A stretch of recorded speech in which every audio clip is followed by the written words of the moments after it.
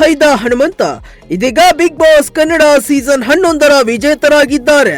Wild card ಮೂಲಕ silent ಆಗಿ entry ಕೊಟ್ಟ ಹನುಮ ದೊಡ್ಡ ಮನೆಯಲ್ಲಿ ಘಟಾನುಘಟಿ ಸ್ಪರ್ಧಿಗಳಿಗೆ ಚಳ್ಳೆ ಹಣ್ಣು ತಿನ್ನಿಸಿ 50 ಲಕ್ಷ ರೂಪಾಯಿ ಹಾಗೂ ಬಿಗ್ ಬಾಸ್ ಟ್ರೋಫಿಯನ್ನ ತಮ್ಮದಾಗಿಸಿಕೊಂಡಿದ್ದಾರೆ.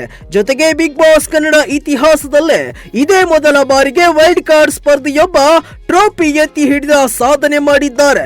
ಈ ಮೂಲಕ ವೈಲ್ಡ್ ಕಾರ್ಡ್ ಸ್ಪರ್ಧಿಯಾಗಿ ಬಂದರೂ ವಿನ್ನರ್ ಆಗಬಹುದು ಎಂದು ಹನುಮಂತ ಲಮಾಣಿ ತೋರಿಸಿಕೊಟ್ಟಿದ್ದಾರೆ. ಇದೀಗ 5 ಕೋಟಿ ಕನ್ನಡಿಗರ ಮನಗೆದ್ದಿದ್ದಾರೆ. ಹನುಮಂತ ಅವರು ವಿನ್ನರ್ ಆದ ಬಳಿಕ ಅವ್ರೇನ್ ಮಾತಾಡಿದ್ರು, ಸುದೀಪ ಕೈ ಎತ್ತಿದ ತಕ್ಷಣ ಹನುಮಂತನ ರಿಯಾಕ್ಷನ್, ಸೆಲೆಬ್ರೇಷನ್ ಹೇಗಿತ್ತು, ಈ ಕುರಿತ ಇಂಟ್ರೆಸ್ಟಿಂಗ್ ಮಾಹಿತಿ ಇಲ್ಲಿದೆ ನೋಡಿ. ಹನುಮಂತ ಬರುವುದಕ್ಕೂ ಮೊದಲು ಬಿಗ್ ಬಾಸ್ ಮನೆಯಲ್ಲಿ ಜಗಳಗಳೇ ತುಂಬಿ ಹೋಗಿದ್ದವು. ಲಾಯರ್ ಜಗದೀಶ್ ಮತ್ತು ರಂಜಿತ್ ನಿರ್ಗಮನದ ಬಳಿಕ ಹನುಮಂತನ ಎಂಟ್ರಿ ಆಯಿತು. ಹನುಮಂತ ಬಂದ ಬಳಿಕ ದೊಡ್ಡ ಮನೆಯಲ್ಲಿ ನಗುವಿನ ಅಲೆ ಶುರುವಾಯಿತು. ಧನ್ರಾಜ್ ಜೊತೆ ಸೇರಿ ಅವರು ನಗಿಸುವ ಕೆಲಸ ಮಾಡಿದ್ರು. ದೋಸ್ತ ಎಂಬ ಡೈಲಾಗ್ ಇದೀಗ ಇಡೀ ಕರ್ನಾಟಕದಲ್ಲಿ ಫೇಮಸ್ ಆಗಿದೆ. ತಮ್ಮ ನಡತೆ, ಮುಗ್ಧತೆ, ಮಾತಿನ ಶೈಲಿಗಳಿಂದಲೇ ಹೊಟ್ಟೆ ಹುಣ್ಣಾಗುವಷ್ಟು ಎಲ್ಲರನ್ನ ನಗಿಸಿದ್ದಾರೆ. ಇವರು ಗ್ರಾಮೀಣ ಸೊಗಡಿನ ಭಾಷೆ, ಹಾಡುಗಳಿಗೂ ಎಲ್ಲರೂ ಫಿದಾ ಆಗಿದ್ದಾರೆ.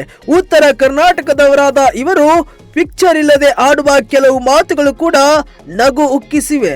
ಬಿಗ್ ಬಾಸ್ ಮನೆಯಲ್ಲಿ ಇವರು ಟಾಸ್ಕ್ ಎಂಬ ವಿಚಾರ ಬಂದಾಗ ಎಂದಿಗೂ ಹಿಂದೇಟು ಹಾಕಿದ್ದೇ ಇಲ್ಲ.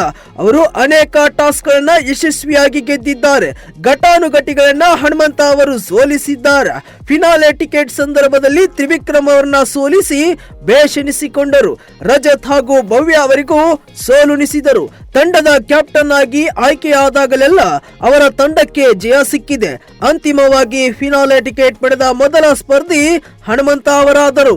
ಗೆದ್ದೇ ಗೆಲ್ಲುವೆ, ಒಂದು ದಿನ ಗೆಲ್ಲಲೇಬೇಕು ಒಳ್ಳೆತನ ಎಂಬ ಮಾತಿನಂತೆ ಈ ಬಾರಿಯ ಬಿಗ್ ಬಾಸ್ ವಿನ್ನರ್ ಆಗಿ ಹನುಮಂತ ಟ್ರೋಫಿ ಎತ್ತಿದ್ದಾರೆ. ಜವಾರಿ ಹುಡುಗ ಹನುಮಂತನ ಕೈ ಹಿಡಿದು ಸುದೀಪ್ ಮೇಲಕ್ಕೆತ್ತುವ ಮೂಲಕ ವಿನ್ನರ್ ಎಂದು ಘೋಷಿಸುತ್ತಿದ್ದಂತೆ ಸಂಭ್ರಮ ಮುಗಿಲು ಮುಟ್ಟಿತು. ಗೆದ್ದ ಖುಷಿಯಲ್ಲಿ ಹನುಮಂತ ಅವರು ಮೊದಲು ಸುದೀಪ್ ಅವರ ಕಾಲಿಗೆ ಬಿದ್ದು ನಮಸ್ಕರಿಸಿದ್ದಾರೆ.